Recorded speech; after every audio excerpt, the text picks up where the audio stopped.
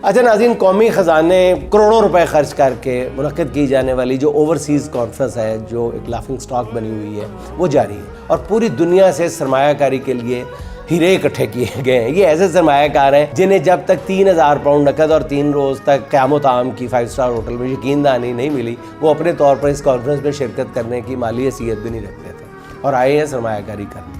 Conference में बुलाए गए इन सरमायाकारों के बारे में नाज़रीन पता चला है कि कोई कनाडा में बतौर कसाई काम कर रहा है, तो कोई फ्रांस में बावर्ची है, कोई बेल्जियम में गाड़ियाँ धो रहा है, कोई आयरलैंड में किसी ग्रॉसरी स्टोर पे काम करता है। सरकारी टीवी के लिए इन सरमायाकारों से छोटे छोटे इंटरव्यू, जैसे हम लोग अपनी ज़बान में शॉर्ट्स कहते हैं, वो लिए गए। तो पता चला है कि सरमायाकारों की अक्सरियत जो है वो नीम खानदा है, जो ढंग से उर्दू भी नहीं बोल सकती।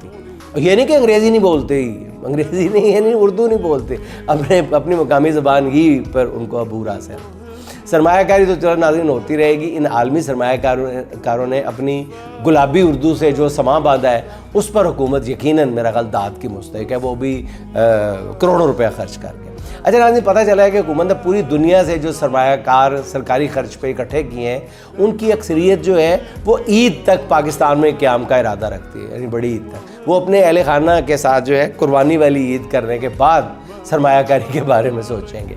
पता नहीं वो कौन सी पता नहीं, वो मेरा ख्याल है कि कुर्बानी की खालें सरमायाकारी में देंगे या क्या देंगे। एनीहो, कईयों के बारे में सुना है कि वो बड़ी ईद तक यहाँ रहेंगे। अब जिस मुल्क के हुक्मरान और उनकी औलादें नाज़रीन अपना सरमाया मुल्क से निकाल कर दूसरे मुल्कों में मुंतकिल कर रहे हो, वहाँ ओवरसीज़ कॉन्फ्रेंस में किराए पर लाए गए फ़नकारों से सरमायाकारी पर भाषण दिलाए जा रहे हैं। जाली हुक्मरानों के जाली कारनामे।